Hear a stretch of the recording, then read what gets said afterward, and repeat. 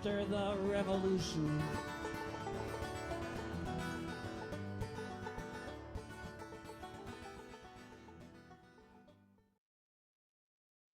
Hi, everyone. Thanks so much for joining us for today's event, From Big Business to a Liberation Economy, a Racial Justice Agenda for Reining in Monopoly Power, co-hosted by Liberation in a Generation and the Economic Security Project. I'm Becky Chow, the Director of Anti-Monopoly at Economic Security Project. The Economic Security Project is an ideas advocacy organization that builds economic power for all Americans. We entered the anti-monopoly movement because we believe that fighting concentrated corporate power is vital to creating an economy that works for everyone. We're thrilled to be here today as a co-host of this topical event to lift up LibGen's groundbreaking new report. Thank you to the LibGen team for having me here and the deep partnership over the last few years to truly center racial justice in the anti-monopoly fight. Core to our anti-monopoly work at ESP is a belief that we must recognize and redress the policy choices leading to the systemic entrenched inequities along racial, class, and gender lines that we see today. How we structure our markets and set up our economy has a visceral impact on how people, especially Black, Indigenous, and people of color, experience power and agency in our day-to-day lives, not just in our material conditions, but also to the extent that we're represented in our democracy. When we advocate for constraints on private power and structural solutions to change the systems that have allowed monopoly power to thrive, it's critical to lift up leaders like Solana, Jeremy, and the rest of the Liberation and in the Generation team. Our partnership with LibGen dates to their very founding. ESP's president, Natalie Foster, was happy to be an initial advisor to Liberation in a Generation, and ESP was proud to back their first anti-monopoly report entitled Anti-Monopoly Activism, Reclaiming Power Through Racial Justice. With this first report, the anti-monopoly community had a framework for the first time to understand how monopoly power was connected to the oppression economy. It was an organizing opportunity, a rallying cry for the movement to pause and really listen to racial justice advocates and organizers. How is the anti-monopoly fight a fight for rebalancing power in our economy, also a racial justice fight? Who are we currently missing at the table, and how can we intentionally bring them to the forefront of this fight? LibGen's first report clearly made the case that without racial justice advocates and organizers leading the way, we would only end up replicating the same conditions and inequities through a so-called race-neutral approach. Now, after a rigorous process that brought these stakeholders into the anti-monopoly conversation, LibGen has published yet another groundbreaking report. This new report leans into a policy platform that moves us away from the oppression economy and towards a liberation economy instead, one where we're actively putting Black, Indigenous, and people of color at the center of our economy. It's been a true pleasure to have the space that LibGen has created as the container for these big, complex questions and conversations. And I'm sure that it's tremendously rewarding to be now on the other side of this process, where we've arrived collectively to this set of robust, comprehensive policy solutions that seek to build power for communities of color. We're committed to building this future together. With that, I'll say thank you again to everyone here for joining us on this webinar, to our esteemed panelists for making time for this critical conversation, and to LibGen for creating the space for this valuable work, especially Aza for doing the heavy lifting around this event. I'm pleased to hand things over to Jeremy Greer, the co-founder and co-executive director of Liberation in a Generation, who has invested so much love and labor into the anti-monopoly and racial justice project over the last few years. Thank you, Becky. And I can't overstate how critical, how important the relationship between Liberation Generation and Economic Security Project has been in the advancement of Liberation Generation and advancement of the work that we're working hard to do. I think I have a PowerPoint, so we can pull that up. Before we get too deep into things, I do want to make some access notes for everyone. So please introduce yourself in the chat, name, pronouns, affiliation, and where you're joining from. Please feel free to use the Zoom chat and react to features to share your thoughts and reactions in real time. And please share your questions throughout the webinar using the Zoom Q&A feature. So I'm going to go to the next slide. For those who aren't fully familiar with Liberation and Generation, a little about us. We're what we call a movement support organization that really seeks to create what we call a liberation economy, an economy that has not been seen in this country and really centers and focuses on people of color. The way that we do that is through elevating the leadership and power of leaders of color across the economic and racial justice sectors. We also seek to shift narrative around racial and economic justice to really change the story that we tell ourselves about how the economy is supposed to work and who it's supposed to work for. And finally, we look to co-create policy with our partners, which is and this report that I'll walk through and will be discussed during the panel is an example of us of that work in action. Go to the next slide. So in the report, really, we set out on really an ambitious mission. We did that with many partners to help us along that way, and it's really to achieve a liberation economy, an economy that we haven't experienced. But to achieve it, we must seek to design new economic policies that are really transformational. And we must ask different questions in order to get to those policies. And the report, the Big Business for a Liberation Economy report, is our first step in advancing that in the realm of corporate power. This report, it outlines a policy and research agenda, one that is transformative. We believe that you can't scratch around the edges of the oppression economy to truly dismantle it. You have to do bold and transformative policymaking that really reins in corporate and monopoly power. And that it must center Black, Indigenous, Latin, Asian, Pacific, and Arab people as the primary recipients of the benefits of this new liberation economy that we hope to form. And this paper reflects the insight of nearly 80 policy, academic, philanthropic contributors, but about half of those contributors were folks that are directly tied to the grassroots organizing movement, because we believe that the input of people who are closest and with most proximity to the struggles and to the problems that this oppression economy create are the ones with solutions, and that those solutions must be held up and raised up. And we hope that we were effective in doing that in this report. Go to the next slide. So we start with the problem, and it's been mentioned a couple of times, the oppression economy. And I want to take a moment to describe what the oppression economy is. The oppression economy is the economy where we currently live in. It is an economy that relies on racial capitalism.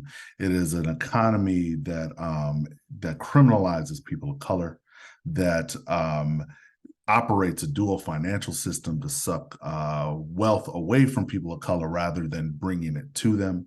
It is an economy that does not value their contributions and uses its political system to keep people of color oppressed. And finally, it uses its corporate systems, the runaway corporate power to really codify and make sure that transfer of wealth goes from people of color to a very small handful of wealthy, mostly white people. So the problem that we really get at in this report is really kind of threefold. And the way that the big biz, what we call big biz, the big businesses, the monopolies of our country do in upholding the oppression economy. And we identify three ways in which they do it. They do this through co-governance with big business, that our U.S. government, our state governments, our local governments are actually in a mutual relationship with big business, and that they use that mutual relationship to control the economic systems and structures in order to maintain and uphold the oppression economy. They also do it for what we believe is a really important but uncomfortable fact, and the fact that racism is profitable, that racism, the existence of racism in this country from its very founding, has been something that corporations and large businesses could exploit in order to create profit. And then finally, we want to hone in and weigh in that the big transformation has to take place is with an acknowledgement that shareholder capitalism as a driver of our economy, shareholder capitalism, meaning that the only thing that the belief that only thing that corporations should worry about is the well-being of their shareholders, and that they can take a whole set of really exploitative practices and that be justifiable as long as it can be shown that it is in the interest of their shareholders. And that is that system, that structure, that belief, that orthodoxy of shareholder capitalism is what is fueling the racial wealth gap and fueling the oppression economy. And I'm going to dive into how that happens in a couple ways. So this idea around the big business relying on racism and that racism being profitable, this has been a presence in our economy since the very beginning. You know, the 1619 Project, there's a statement in the 1619 Project that says that, you know, the plantations, slave plantations of the South were really the first big businesses in this country, and that Black people, and it also identifies that Black people were the largest asset holding of those businesses. We go to the next slide, and how that relates and transitions to where we are today and how they rely on racism to build wealth. You could look no further than say, for example, the pharmaceutical industry.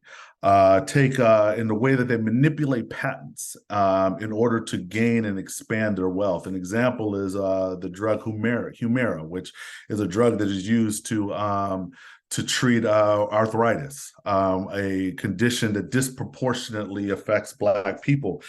For years, AbbVie, and it's an example that we cite in the report, has manipulated patents in order to expand its profits so that you couldn't create generic drugs to treat that. During that time, Humira's profits for AbbVie's profits for Humira went up 470%. And during the time of those patents, they've made about $114 billion. And for life sustaining medicine. And that is just one example, and there are examples all across the economy and where this happened. If you go to the next slide.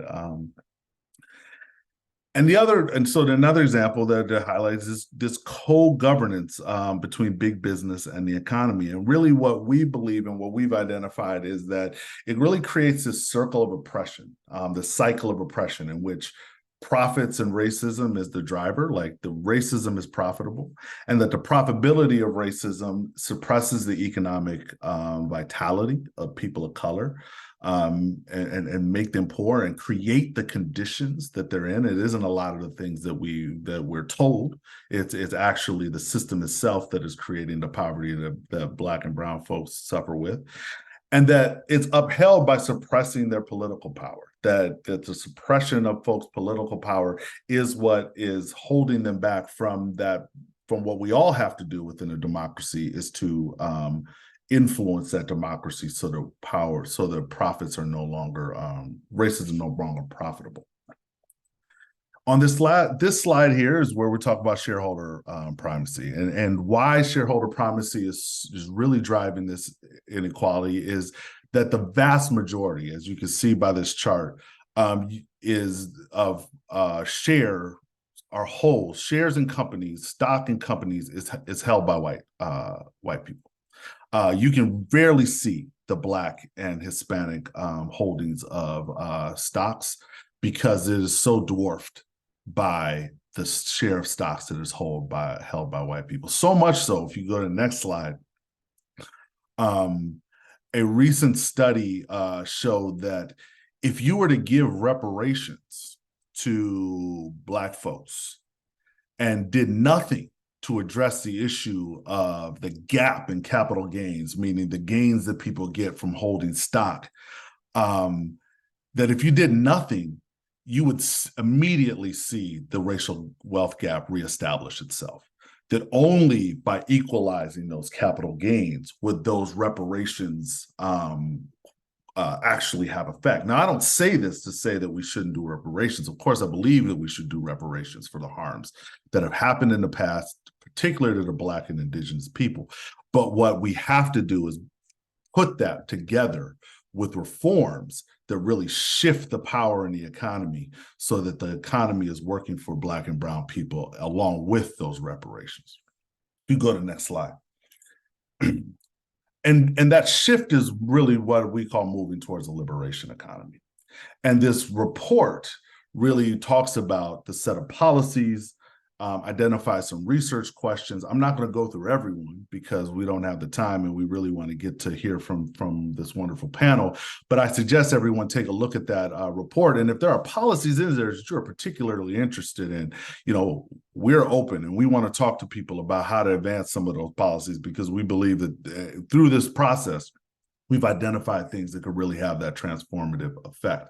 If you go to the next slide, what we really, though, have to do is start with, in order to get to that liberation economy, we must dismantle the oppression economy and build this liberation economy. And the policies that are going to be put forth are doing some bit of both of this. In order to dismantle the oppression economy, we must abolish monopoly power. As I said, we must abolish shareholder capitalism.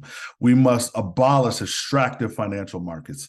And we must abolish the corporate capture of public goods and services, many of the public goods and services that serve Black and brown communities. And in building that liberation economy, we must build the power with the economic power, and not just the economic power and dollars spent, but in the controls that we have over the economy of workers and communities, particularly Black and brown workers and Black and brown communities. Go to the next slide. And I'll walk through this agenda. The agenda really talks about it in 4 parts. The first part being to redistribute power to make corporations accountable to communities, and particularly Black and brown communities. An example of one of the policies that we highlight in the report is to create a federal charter where any company over $1 million must charter itself with the U.S. government and express a duty to serve the public interest, and particularly in serving historically oppressed stakeholders, meaning people of color and a whole slew of other people that have been historically oppressed in our economy. If you go to the next slide, another thing that we believe that must be done is building worker power and equalizing our labor market. And of course, there's lots of ways in which we can do that, which we go into depth in the report. But an example of some that we talk about are strengthening unions and expanding unions into industries that currently are largely not unionized, such as fast food or the healthcare sector, but then also policies like a federal jobs guarantee, which creates a public option for employment in which every person will be offered a job and have an opportunity to work, and so that you won't have to be stuck in crappy jobs in which you don't have power. If you go to the next slide. The third kind of element of this policy agenda that we believe is that we must break the financial sector's grip on our economy and our democracy. And again, there are a number of policies that we'd be happy to dig into with people that are interested in them. But an example of one of those policies is to curb the power of private equity over workers and communities. For example, in the housing sector, private equity has really codified itself as a power player, really targeting Black and brown communities for buying up struggling households, houses and struggling neighborhoods, and jacking up rents on people, and where people don't really have an option for housing. So that's just one example, but we've seen it across many industries. If you go to the next slide. And then finally, another element of this policy agenda that we highlight is restoring public provision of essential goods and services. And where we really hone in here is that so many critical goods and services, critical to life, and not just having the quality of life, but having a life at all, have been privatized. And to make those public goods, for example, very few communities have a public hospital anymore. You have to go to a private hospital. A private hospital is going to charge much more than a public hospital. Can deny you service. There's so many spaces in this country in which there are critical life-sustaining goods and services that should be left and operated in the public space so that people have them. And if they can't be provided in the public space, there are many places where a public option, such as a public option for banking, could improve the access to critical economics, goods and services that people need to operate in the world. So with that, I'll stop there. That's the report. I encourage many to read the report, to identify things that you're excited about or that you would want to work on, and reach out to us and let us know about those, because we're going to go through a process ourselves to thinking about what's the first step as we walk out of this report, and what are the first things that we want to move on that we think that we could bring to start moving towards that liberation economy. So with that, I'll send it back to Aza. Thank you, Jeremy. Hello, everybody. My name is Azza. I am a senior policy manager here at Liberation in a Generation. And I also have the distinct pleasure and honor of introducing and moderating our esteemed panel today. So to begin, just going to introduce them in order. So first, we have Brandi Collins-Dexter. Brandi is the Schuster Media and Technology Fellow at Harvard Kennedy School's Shorenstein Center and a Media Justice Research Fellow at the National Center on Race and Digital Justice. As former Senior Campaign Director of Media, Culture, and Economic Justice at Color of Change, Brandi led a number of highly visible and impactful campaigns for corporate and government accountability. And her critically acclaimed book, Black Skinhead: Reflections on Blackness and Our Political Future, explores Black political, economic, and social power in the U.S. Our next panelist is Gabrielle Rejouis, who is a legal fellow at United for Respect and the Athena Coalition, where she advocates against worker surveillance and the use of technology to erode workers' rights. Prior to joining United for Respect, Gabrielle managed the federal tech and antitrust policy portfolio at Color of Change and co-organized the Color of Surveillance, Monitoring Poor and Working People conference for the Center on Privacy and Technology at Georgetown Law. Next, we have Dionne Sims. Dionne started the only queer Black-owned bookstore in the state of Minnesota in 2020. In 2022, she opened a brick-and-mortar location for Black Garnet Books in St. Paul, where she's a resident and active community member. Dionne graduated from the University of Minnesota with her bachelor's in communications and media studies before working as a user experience designer within the Twin Cities.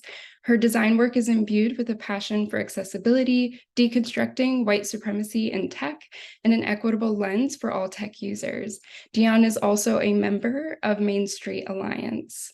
And we also have our very own Emanuel Nieves, the Director of Research and Innovation here at Liberation in a Generation.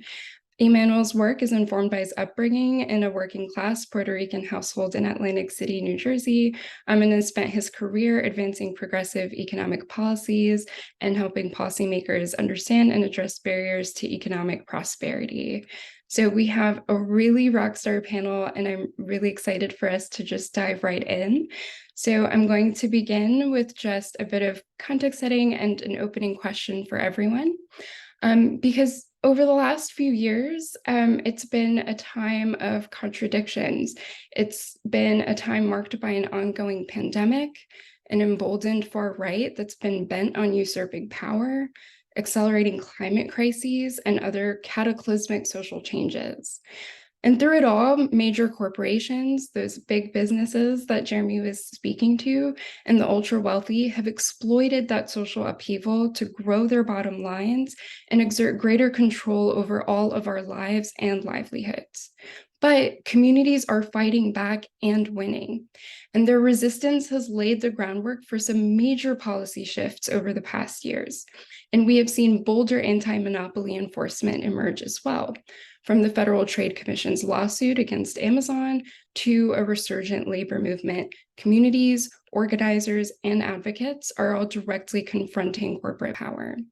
So to begin, and this question again is for all of our panelists, in this time of both rupture and possibility, how have the linkages between concentrated corporate power and racial injustice shown up in your movement work, your research, and your community? And I think we'll go ahead and start with Gabrielle before passing it on to the rest of the panel. I want to start by saying thank you so much for having me. I'm really excited to have this conversation with my fellow panelists. I do want to start by mentioning that I'm coming to this panel with different hats on and want to clarify that most of my remarks are going to reflect my personal research and the policies I developed during my time at Color of Change, unless I note otherwise. So while I was at Color of Change, I worked on the Black Tech Agenda, which was a framework looking at tech policy reform with a racial justice framework. So not allowing racial justice to be co-opted, to be added on to statements or policies, but making sure that racial justice was the explicit aim and the explicit goal of however we approach technology policy or antitrust reform. And so when we looked at we looked at antitrust in particular and the concentration of these tech companies, we saw that in particular with content moderation, these companies refused to make changes because they knew that the consumers on their platforms didn't have other options. And because they couldn't leave the platform, there was less incentive for them to then do something about the hate speech that was on the platform, misinformation that was on the platform, that the consumers themselves didn't want to see, as well as advertisers didn't want to have their advertisements running alongside on platforms. And so we at Color of Change really wanted to make sure that antitrust was always seen as an avenue and as a tool to advance the other work that we were doing in the tech space to make sure that Black communities had equal access to opportunities. So when we think about broadband access and as well as net neutrality, making sure that we're bridging that digital divide, but also when thinking about privacy and algorithmic accountability, if it's a very small group of firms that are developing these policies that are collecting this data to then make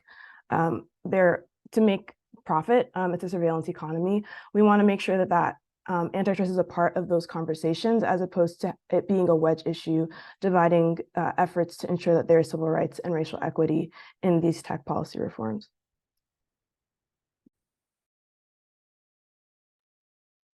Thank you so much for those really helpful insights into the ways that we need to ensure communities of color have equal access, and that antitrust is a really critical tool to ensuring that their civil rights are protected and advanced.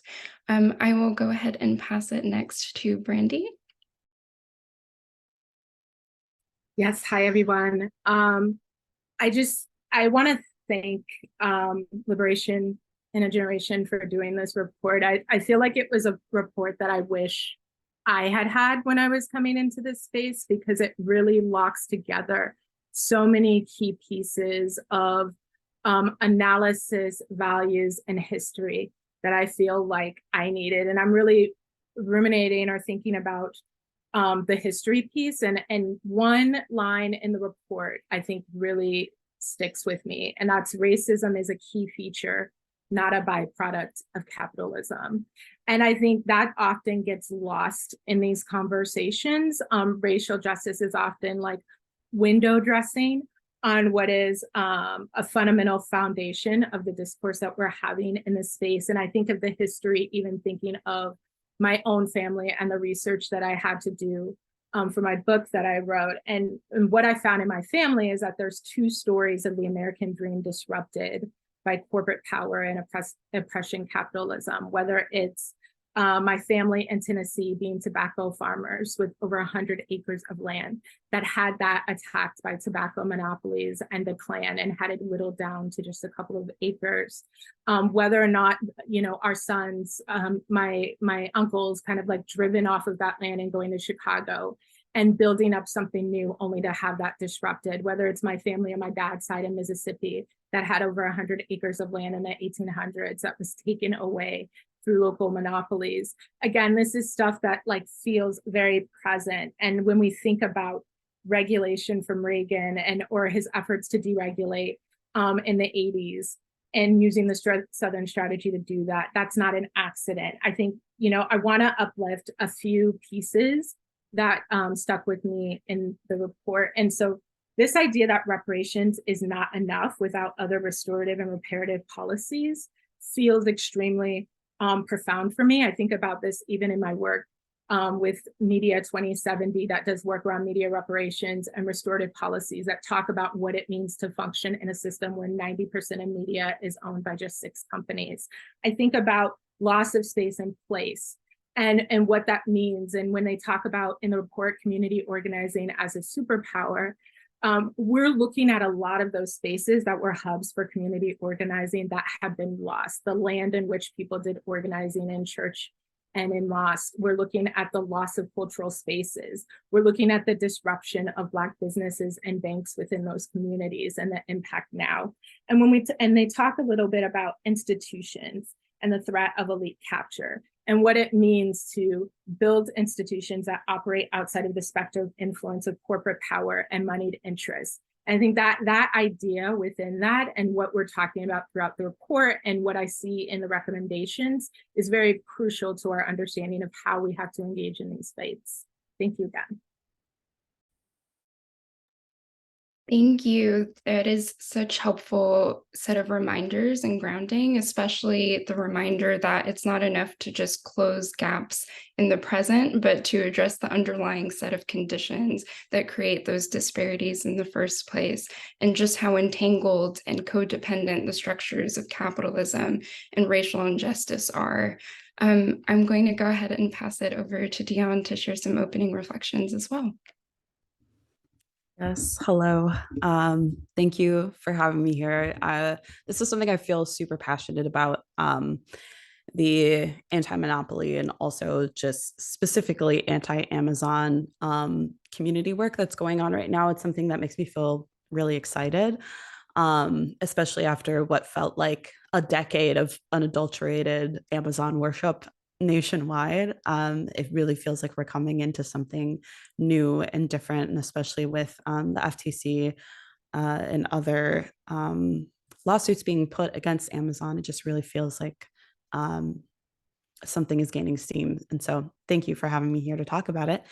When it comes to the concentrated power of corporations, especially in my hometown of the Twin Cities, which is Minneapolis and St. Paul,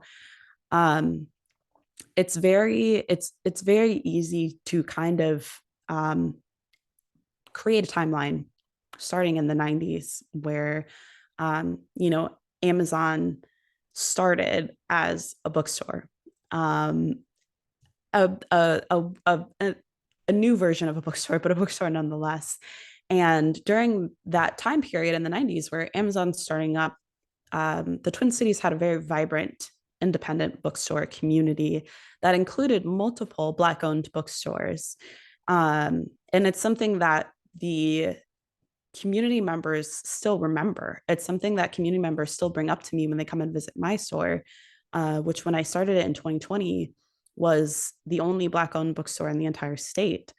And part of the reason why it was the only Black-owned bookstore in the entire state was because the other ones had been forced to close, partly due to the shift toward buying cheaper at cost books through Amazon, as well as a increase in corporate landlord power that ended up pushing a lot of these independent bookstores out of spaces that they'd existed in for decades.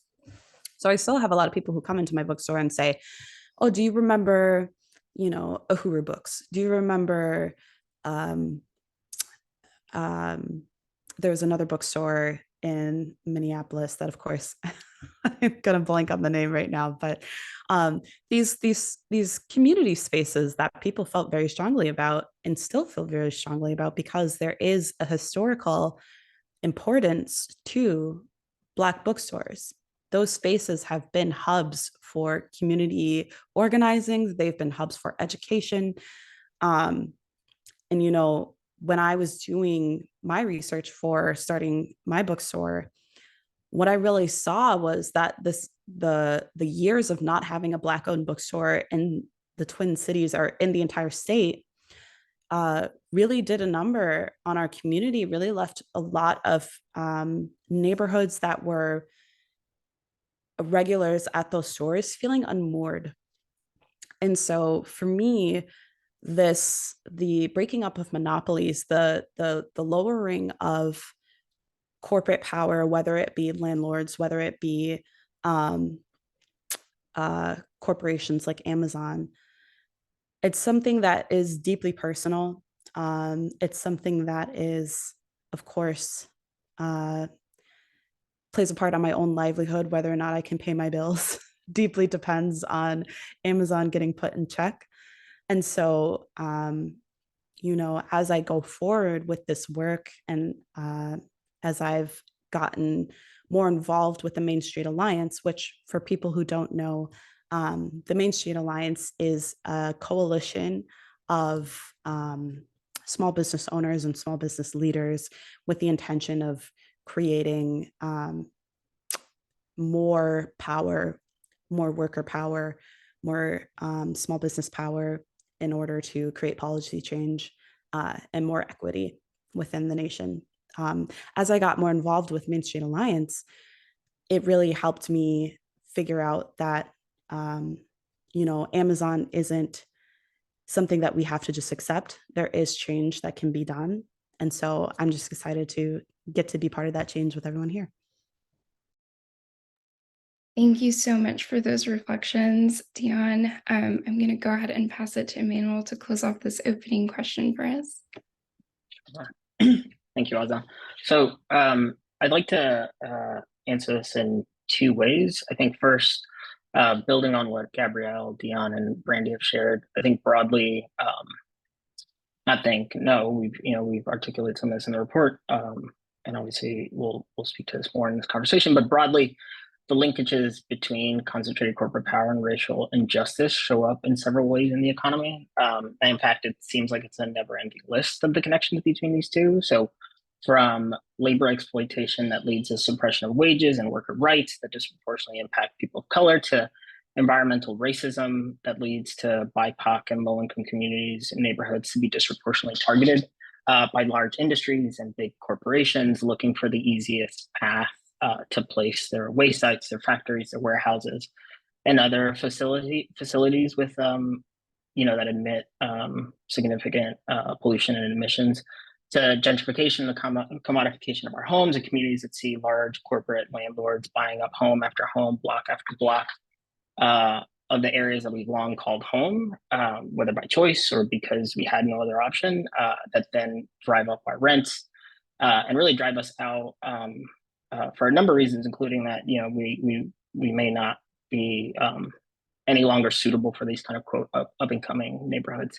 So the digital divide that Gabrielle had just mentioned, in which our communities are unable to get online and access the internet, and all that comes from that, both because of a handful of powerful internet providers and tech companies that both don't want to invest in the infrastructure in our communities and won't allow other competitors, public and private, to come in and serve our needs using their economic and political power to make sure that it doesn't happen.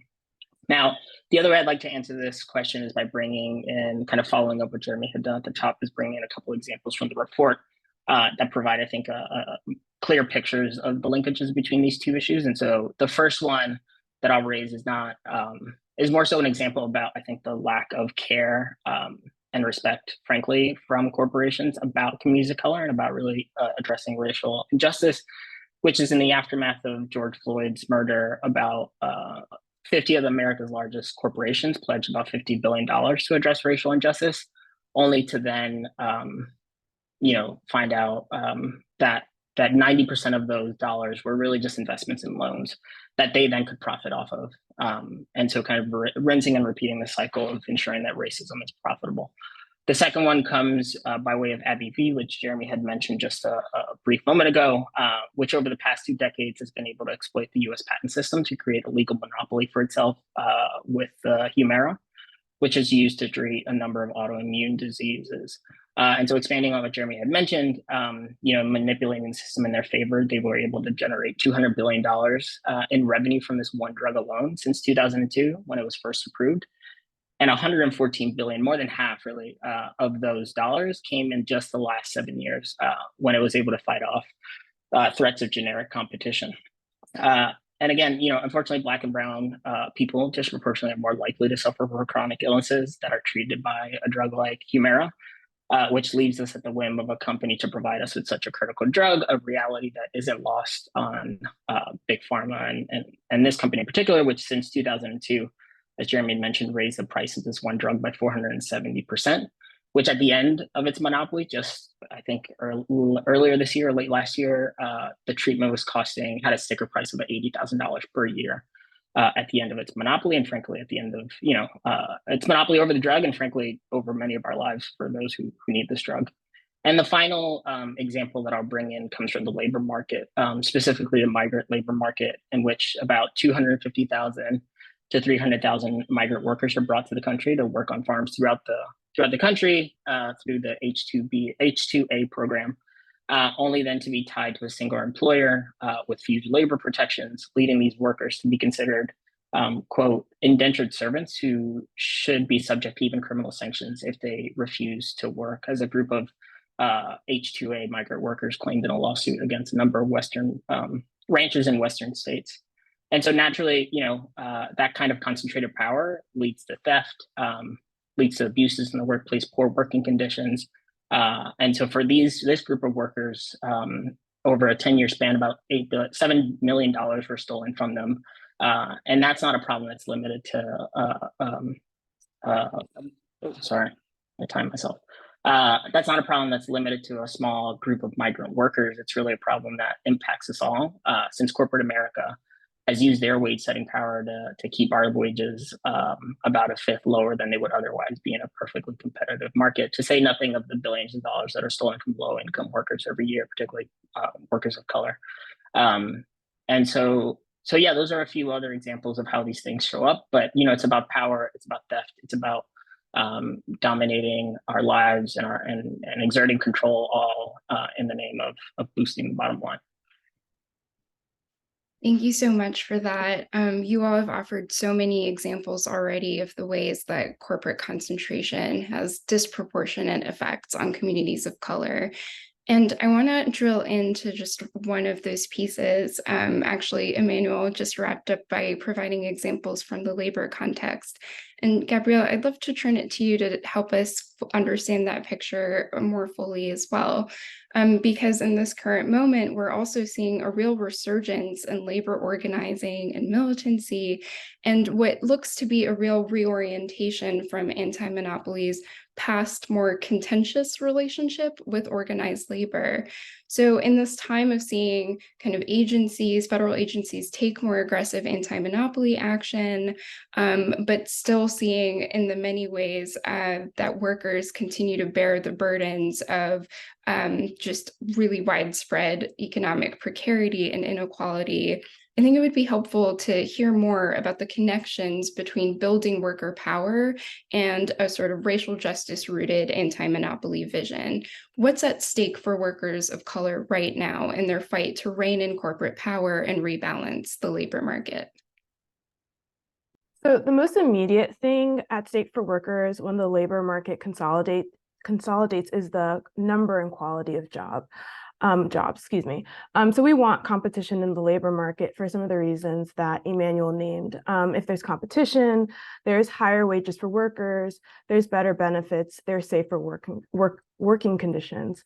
So when there are options in the labor market, that means that workers can walk away from jobs and go to something that is either better objectively or maybe is better for their circumstances. The ability to walk away from a job is crucial for workers of color, like Jeremy mentioned earlier, who frequently report that they are unable to leave jobs where they face discrimination because maybe there aren't other options, or because and something that exacerbates that lack of options is the fact that they have student loan debt, or they may have rent payments.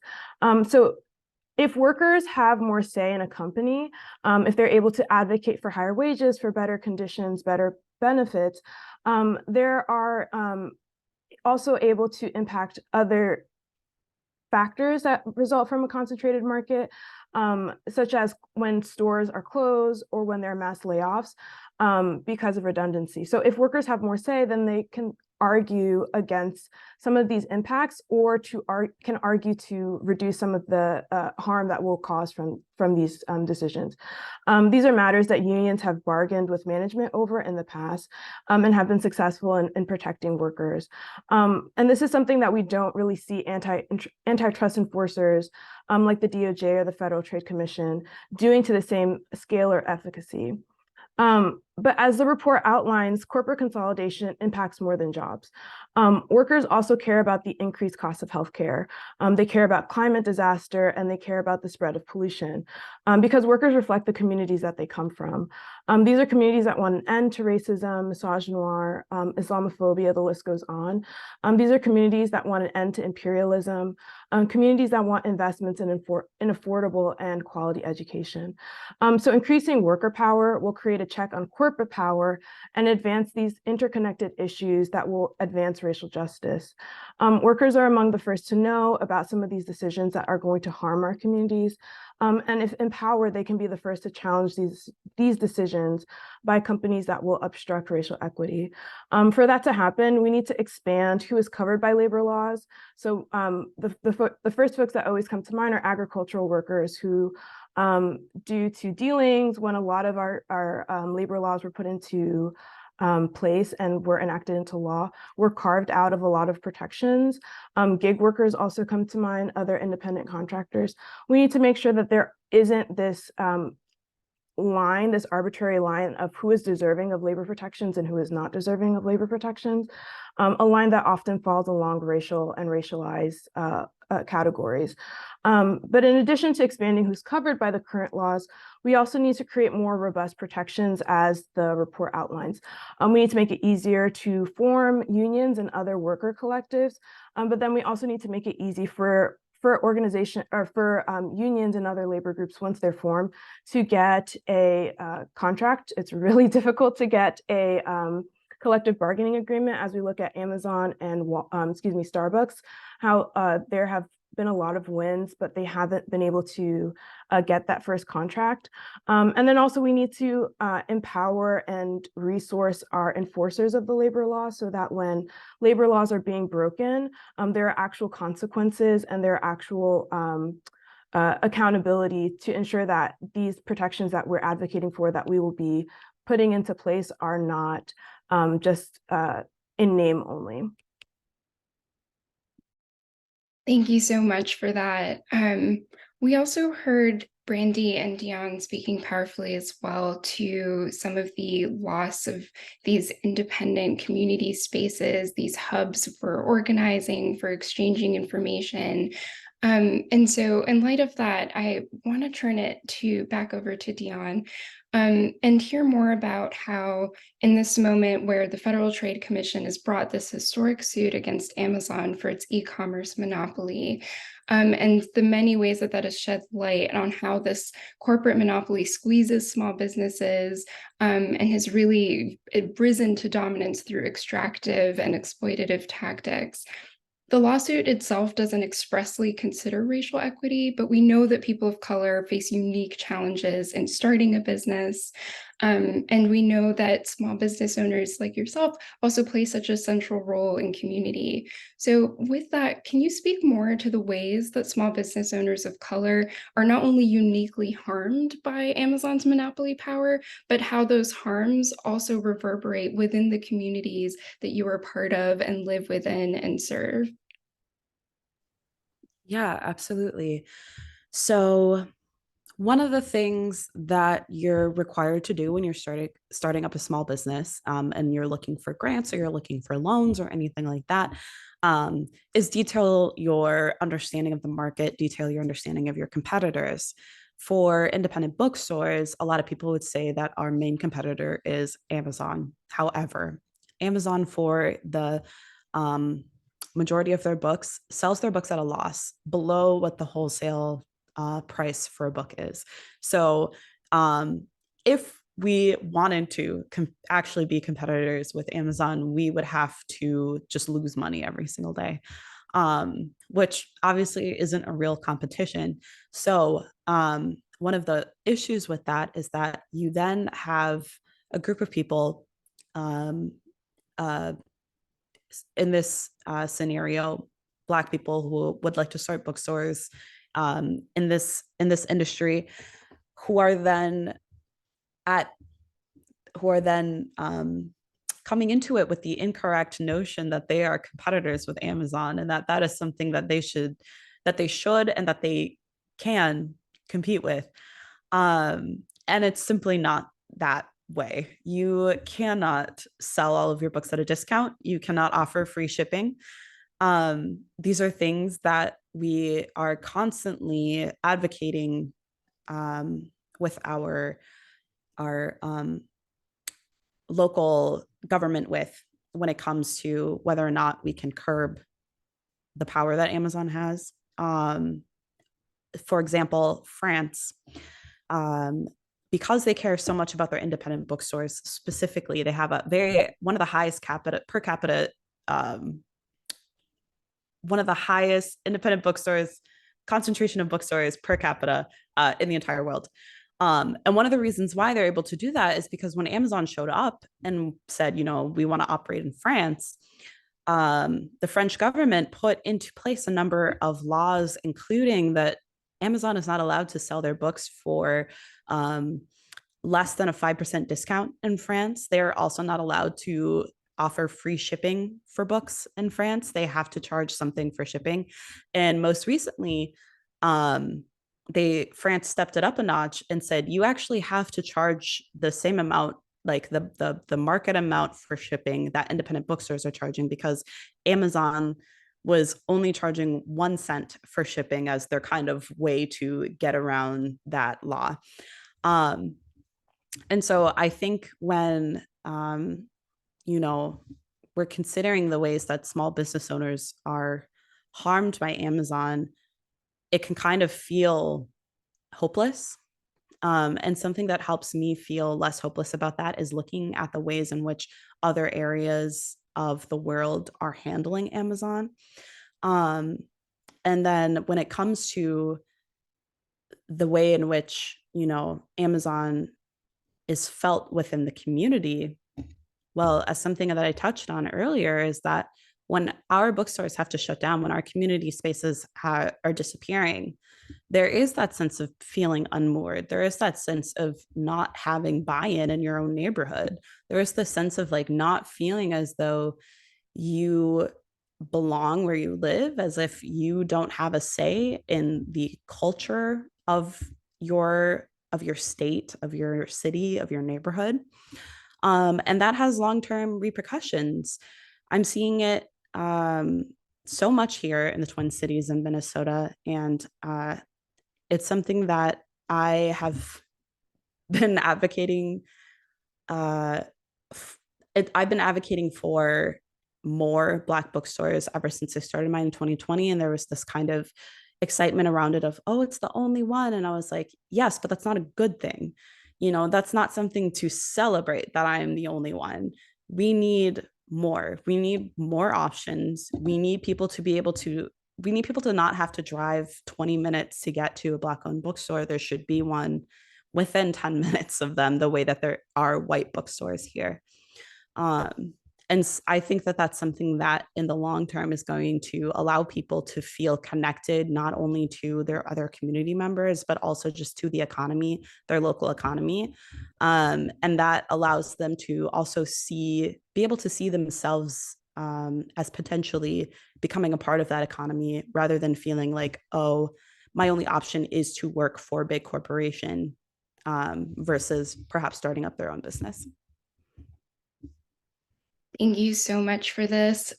Before I pass it over to Brandi, just a reminder to folks tuning in to please drop your questions into the Q&A function. We will be sure to get to as many as we can. And so, Brandi, we've heard quite a bit about how it seems like in many ways the tide is turning, that the popular mood seems to be much more skeptical and critical of big tech and these other corporate monopolies. But while people of color are most harmed by big tech's dominance and control, whether that's bearing the environmental consequences of how their business models are run, to the expanded use of carceral technologies and surveillance tools, there are so many ways in which communities of color are most harmed or first harmed, but antitrust litigation policy largely remains pretty race neutral in its approach. So with that, can you speak more to both how big tech's dominance fuels and leverages racial inequity to expand its profits?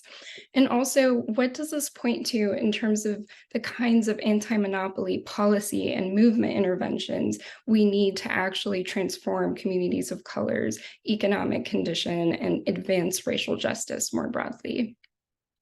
Yeah, thank you. So I think one thing that I'm just thinking about profoundly right now is the way in which cartels serve as tools of propaganda. I'm thinking about like what was kind of perceived as like the golden age of antitrust in the 20th century under President FDR. And that was fueled not just by the Gilded Age, which plunged us into the Great Depression, but the role of Nazi cartels and how they were operating and how they were able to like build and maintain power. And I think about that right now because those behind the levers of power, whether you're talking about corporate controlled media, elected officials, banking industries we've talked about, they continually find ways to maintain extreme economic, social, and political stratification in spite of highly visible signs of social inequity, state violence, and anti-democratic governance. And often cultural hegemony, as obtained by concentrated market control of media and technical tools and technology, are what allow those in power to influence the spread of certain ideas, myths, and values that are then codified through visible and invisible inequities in media, internet, and communications.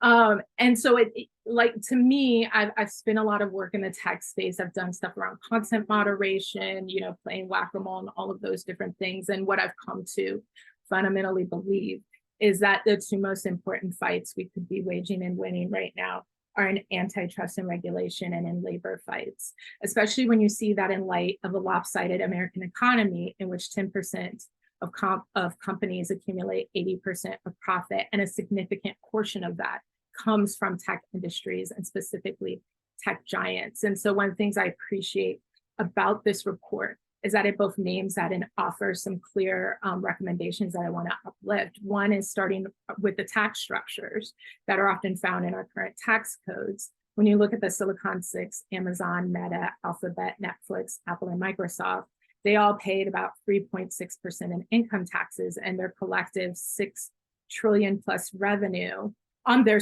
collective 6 trillion plus revenue between 2011 and 2020.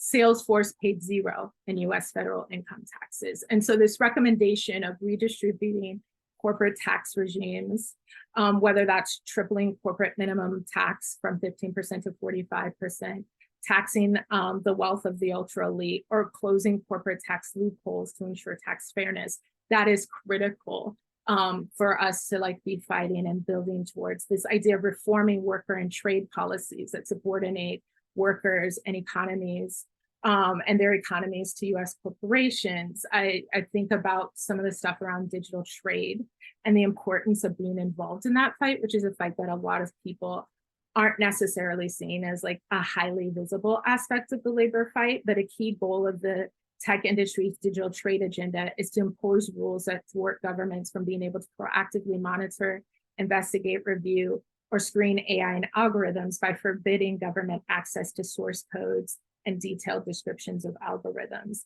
And so thinking about what it means to require governments to enact strong policies to safeguard individuals' personal data, to ensure that digital trade agreements are subject to strong enforceable labor standards, to authorize governments to enact data localization policies.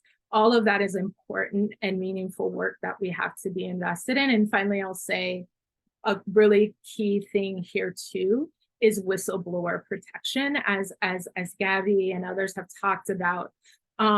A lot of workers are not able, or are in a lot of ways being disrupted from organizing and speaking truth to what's happening in the workplace. I think about 1/3 of American workers are bound by some form of non-disclosure agreement. 1 in 5 American workers face a non-compete clause. And so I would love to see the FTC incorporate more whistleblower protections or other ways that regulators can be thinking about how to protect those that are seeing and experiencing these things and able to talk about it in ways that incentivize enforcement. Thank you so much for highlighting some of the many recommendations and possibilities for reform that can really move us toward that racial justice, anti-monopoly vision. Another reminder for our audience, we'll be moving to audience Q&A shortly, so please do keep those questions coming.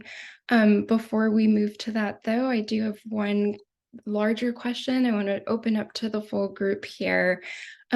Because in many ways, as I'm hearing everyone's responses, I'm also reflecting on the ways that communities are pitted against one another in the current structure and order of our economy. The way that small business owners and workers' interests get pitted against each other, and how that's used to undermine solidarity and subvert attempts to pursue more transformative policy reforms. I think about the ways that all of us are really reduced to, in popular media, to consumers and nothing else. And so as more of our lives are mediated through those consumer relations, and we continue to be fed this lie that what is good for corporate CEOs and shareholders is good for the economy, and that what's good for the economy will be good for us and trickle down to, and its benefits will trickle down to communities of color. And I really think of this as being emblematic of the neoliberal myth-making that creates the oppression economy, how it justifies limiting worker power, elevating shareholder wealth over the well-being of the planet and communities of color, fueling privatization of life-sustaining goods or services, and leaving all of us, but especially people of color, worse off. So in that sort of structure, in this sort of system, how can a racial justice-centered approach really challenge that neoliberal myth-making and wrest control away from those corporate monopolies? And I also want to weave into this a question we received from the audience. Dolores Garay noted that this has also generated historic distrust of the government, and that decades and centuries of disinvestment, of extraction, of exploitation has understandably meant that many communities are not inclined to trust the state or see the state as being a vehicle for advancing these changes. So how do we balance that? And how can we move towards building those enabling conditions for liberation? This is, again, open to everyone, but perhaps to start, I'll pass it to Emanuel. Sure, thanks, Athena. I think, I guess I'll answer the first question, and then I have a little bit on the second one that you brought in from a panelist. I think on the first question, how can racial justice, a racial justice-centered approach wrest away corporate power from corporate monopolies and restore worker and community power? I think an approach like this, can help all of us, particularly policymakers and others in public positions of power, and us in the kind of nonprofit advocacy space with our peers and other kind of like-minded organizations.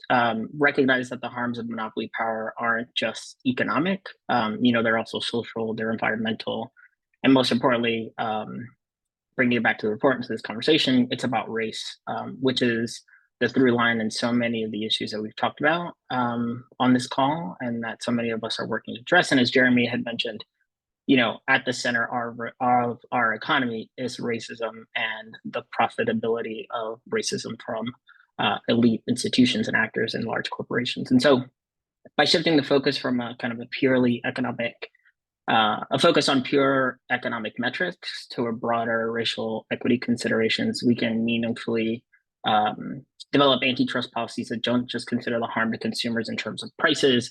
We can prioritize enforcement against monopolistic practices that disproportionately harm consumers, and we can show both workers and communities that generate the value for these corporations have a genuine say in the corporate and economic decision making of these institutions. But more simply, I think by centering racial justice in our fight against corporate monopolies, we would not just only be able to level the playing field, but we would be actively fixing a system that's been rigged for too long against people of color. And so in doing so, we can expand the focus beyond this kind of nebulous consumer. Again, prices and kind of businesses' bottom lines, all of which has naturally led to workers of color and our communities more broadly to be undermined, exploited, overlooked, and sold out time and again in the name of jobs, greater competition, growth, and lower prices. In the end, I think it'll allow us to advocate and create rules and policies that don't overlook anyone, because people of color are often at the bottom rung of the economy and most impacted by these issues. And so we can move away from kind of a neutral stance to one that's a little bit more active and fair and proactive in ensuring that there's balance in the economy. And just very quickly, I think to the question that was asked, and I can continue later on. That is very true. There is a deep distrust of government from communities of color, and frankly from all sides and all walks of life. But the fact of the matter is that the federal government and state governments, to some extent, though a lesser extent, the federal government are the only, they're really the most effective and powerful vehicles that we have for writing the course of the issues that we see now and ensuring that our antitrust frameworks and policies really rein in corporate abuses and monopoly power and that kind of thing. And so right now we have the FTC suing Amazon. Who knows what will come from that? But in past examples where the government has gone in and brought claims and actions against some of these companies, they haven't changed entirely their practices, or they do for a brief moment and they come out. But what comes from that can be helpful for kind of redirecting the course of the economy. So it's tough. It's a tough sell. There's no other way to say it. But we can't lose sight of the fact that the government is the one that has the most power to be able to do this, and so we have to keep pushing and prodding and poking and cajoling our policymakers and our administrators to get on the same page with the rest of us. Thank you. Brandi, would you like to weigh in next?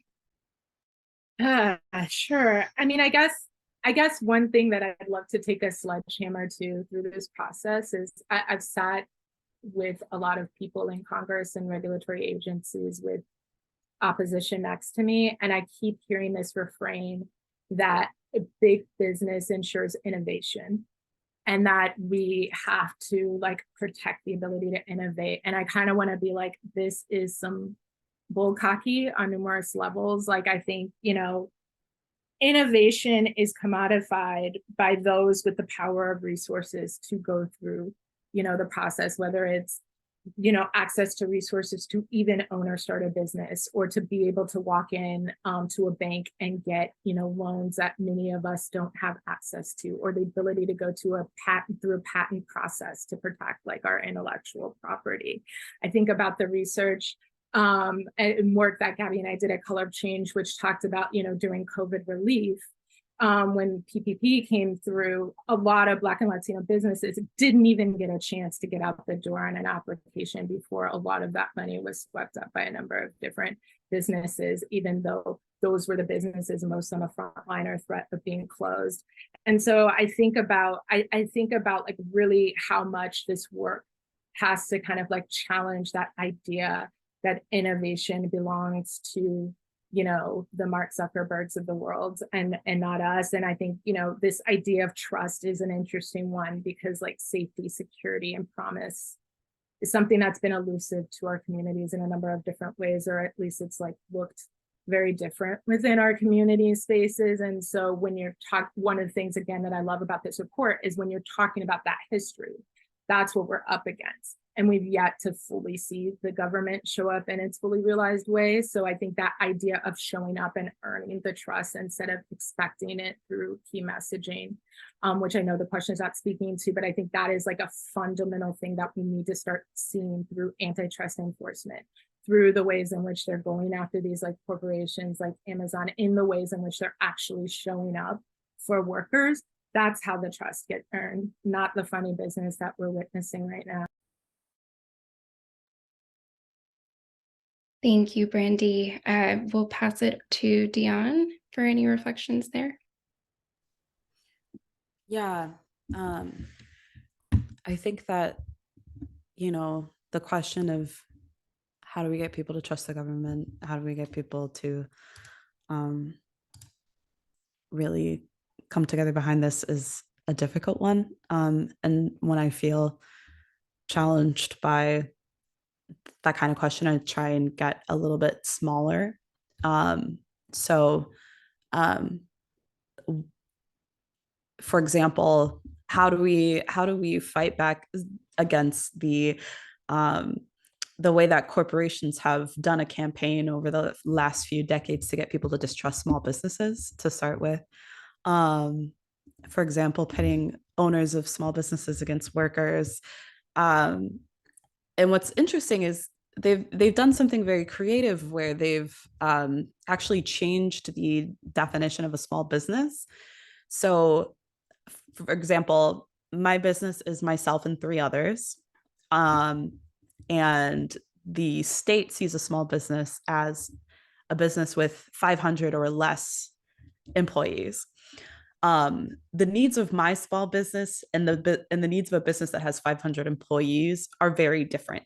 And yet when, you know, the work that we try and do with Main Street Alliance is advocate for true small businesses, which is to say those businesses that have 20 employees or less, 10 employees or less, or are simply just one person. Those are the people that we're really trying to advocate for in this work, because you know, when the government is viewing small businesses as 500 people, you start to get laws and you start to get different ways of operating being advocated for that are not applicable in an actual small business situation. And so something that I feel really strongly about is just making sure that people understand that a lot of small business owners, true small business owners, are also workers. We also need healthcare. We also need the ability to take sick paid time, you know, and so trying to get that understanding amongst people, trying to gain trust within each other and among each other, so that once we have trust with each other, we can then go forward and say, these are the people that I'm standing with. And we're the ones who are going to step forward and say, hey, government, you actually have to listen to us. There is no you without us. That's really where I'm trying to start at the moment. I think it can get very difficult to think of it too large. But yeah, that's kind of where I'm at the moment. Thank you, Dionne. I'll pass it to Gabrielle to close us out on this audience question. And just a reminder, if you have questions, to drop them in, as we'll be closing out this section soon with our remaining audience Q&A. Yeah, I really love the question about how to create more trust in the government, because there are a lot of folks in civil society that are telling the government to do certain things, so that way they can have the support and the political cover from voters, from constituents who are very happy with some of the decisions and the actions that are being done. And so one thing that I think that government actors can do to create trust is to talk about what they're doing and to show why communities should care about it. So a very simple example is that the Federal Trade Commission enacted some right to repair policies. And so that means that perfect example is your iPhone. If your iPhone breaks, instead of you only being able to go to the Apple store to get it fixed, you can go to any local provider who can then fix your iPhone for you. So with right to repair, that means that there's no longer a monopoly on who can fix one of your devices. One of the beneficiaries of this right to repair decision that the Federal Trade Commission enacted a couple years ago was McDonald's and the ice cream machine. So it's like a common joke that whenever you go to McDonald's, you can't get a milkshake or ice cream. That's because there was a monopoly on who could fix those machines because of the company that created that machine. And so if you tell someone that they should care about antitrust because that will then allow them to get ice cream when they go to McDonald's, it stops becoming this like ivory tower, very difficult thing to grasp. And it becomes a lot more clear that antitrust impacts our everyday. Another thing that the federal or any government, not only the federal government, can do is to really listen to communities. If communities say that they care about getting access to affordable internet connection and broadband, then they should be targeting broadband and internet service providers to ensure that then those communities that they want to vote for them are getting those benefits. And so I think it's really important for the government to not only do the things that academics and even civil society say that they should do, but really look at the communities that they want to turn out on election day to support them. And then very briefly about small business owners and workers, just +1 to what everyone has already said, but just also want to say that the enemy of my enemy is my friend. And so if consumers are concerned about Amazon and small businesses are concerned about Amazon, if workers are concerned about Amazon, then that means that maybe we should all be working together to create a more equitable economy. Love that reminder that our solidarity is really critical, and that the forces that bear down on one group are those same forces that are bearing down on the rest of us. I want to turn to a question we received from Elizabeth Bello, who mentions that they live outside the borders of the US and wanted to know what it looks like to be engaged in this fight from an internationalist perspective and domain. And I really appreciate this question because these aren't just corporate monopolies that are operating within our borders. These are corporate monopolies that are international. And as Emanuel mentioned earlier, folks that are migrants are especially made vulnerable. So just wanted to open this to whoever wants to weigh in. So please feel free to just come off mute and share your thoughts on the internationalist dimensions of anti-monopoly struggle.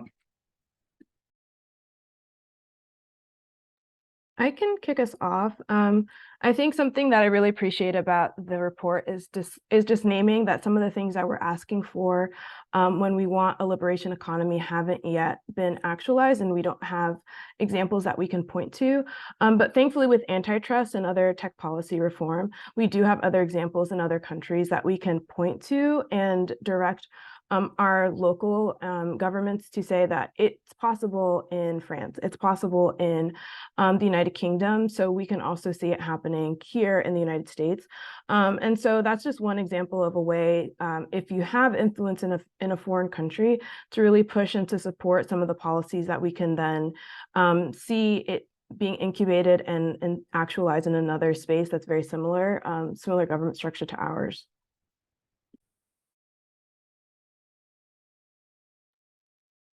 Yeah, I'll say I think it's definitely a balancing act because it's important to look hyper local, and then we have to understand ourselves as kind of like nodes as a broader struggle, right? I mean, I think I've seen, the African Union Commission has been in the process of developing a data policy framework, which looks at some of these issues. I know the EU has done the AI Act. I mean, you can talk about whether or not there are these different like government, I guess, discussions happening.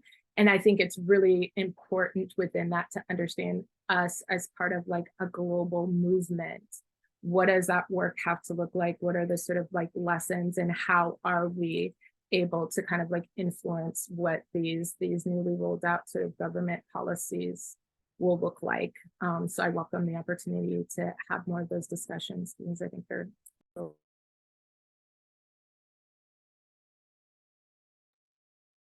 Thank you for that amazing question. And thank you, Gabrielle and Brandi, for those really thoughtful responses.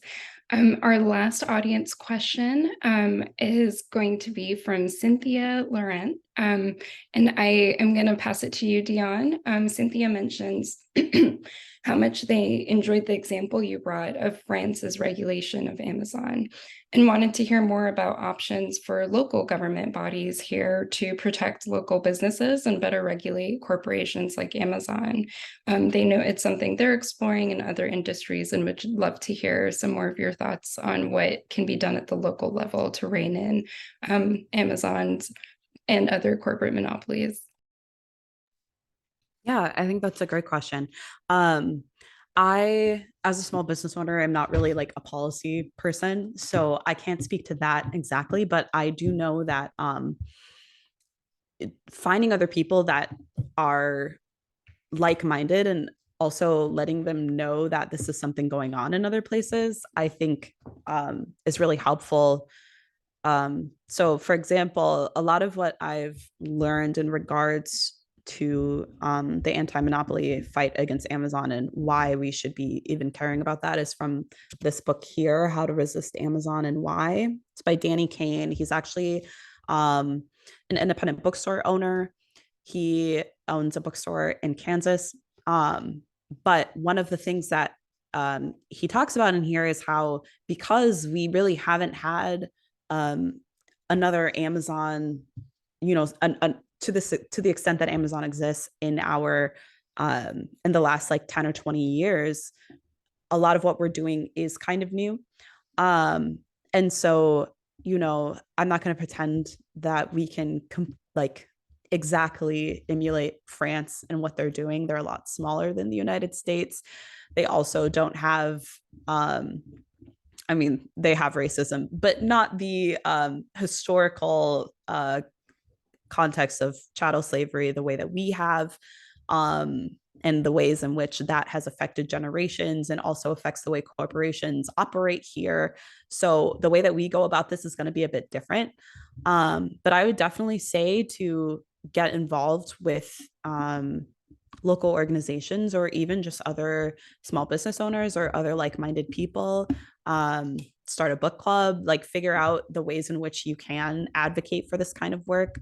Main Street Alliance, I can put the website in the chat. They're a great resource for this kind of work if you would like to get involved.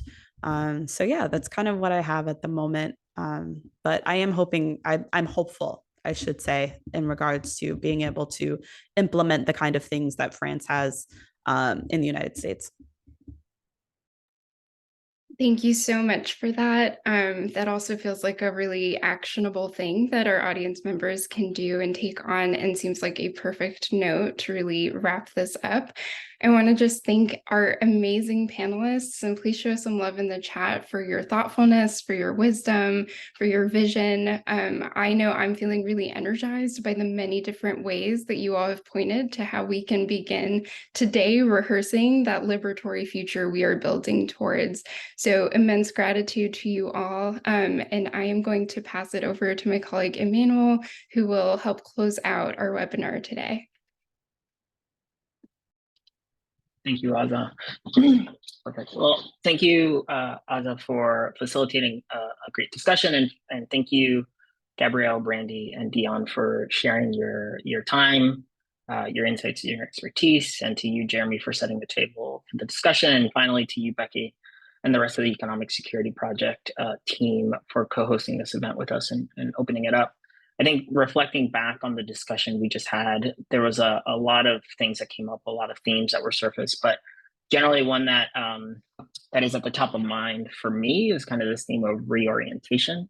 So starting first with kind of with reorienting how many of us think about this work of anti-monopoly, which for some of us in the space, particularly among some policymakers, some administrators, some arbiters of the law, can revolve around some variation of ensuring fair prices and making markets competitive, which can then, lead to more fairness for smaller actors and for everyone involved. But As Dionne noted, Amazon and other businesses like them are not in competition with businesses like hers, because at their size and scale, there really isn't any competition.